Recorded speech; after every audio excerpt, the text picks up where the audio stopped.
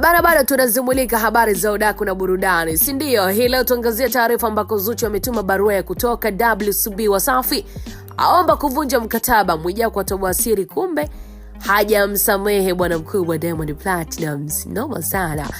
Karibu tuangazie story ya moto kweli kweli. Msanii na mfanyabiashara wa burudani Mwijaku amezua mjadala mkubwa baada ya kudai kuwa msanii wa Bongo Flava Zuchu kupitia kwa mwanasheria wake amewasilisha barua rasmi kwa kampuni ya WCB Wasafi akiomba kuvunja mkataba wake na lebo hiyo.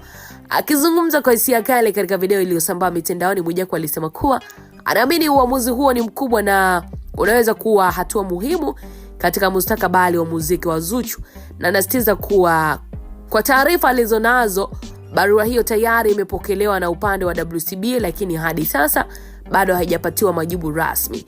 Mwijaku alisema anaendelea kusubiri kuona majibu yatakayotolewa na management ya WCB, akieleza kuwa majibu hayo ndiyo yatakayobainisha msimamo wa kampuni pamoja na masharti yoyote yale yatakayowekwa iwapo kutakuwa na makubaliano ya kuvunja mkataba huo.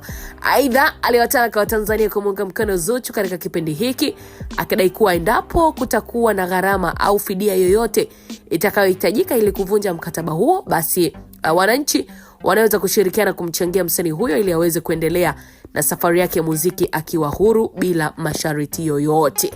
Mwijaku alieleza kuwa yeye binafsi yuko tayari kwa mstari wa mbele katika kampeni hiyo ya kuchangisha fedha, akisitiza kuwa anaamini Zuchu ana uwezo mkubwa tu wa kuipeperusha bendera ya Tanzania na Bongo Flava kimataifa ikiwa atapata nafasi ya kufanya maamuzi yake mwenyewe kuhusu kazi yake ya muziki.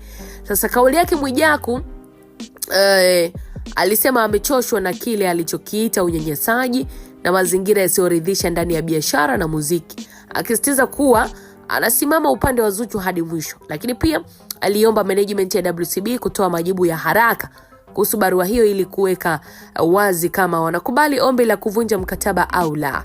Sasa aliongeza pia kuwa iwapo kampuni haitakuwa tayari kumwachia Zuchu, basi inapaswa kuweka wazi sababu za kufanya hivyo pamoja na masharti au kiwango cha fidia kinachohitajika ili mkataba huo uweze kuvunjwa na kwa mujibu wa makubaliano yaliyopo. Hata hivyo, hadi sasa WCB Wasafi pamoja na Zuchu mwenyewe hawajatoa taarifa kiukweli rasmi kuthibitisha au kukanusha madai hayo ambayo yalitolewa na Mwijaku.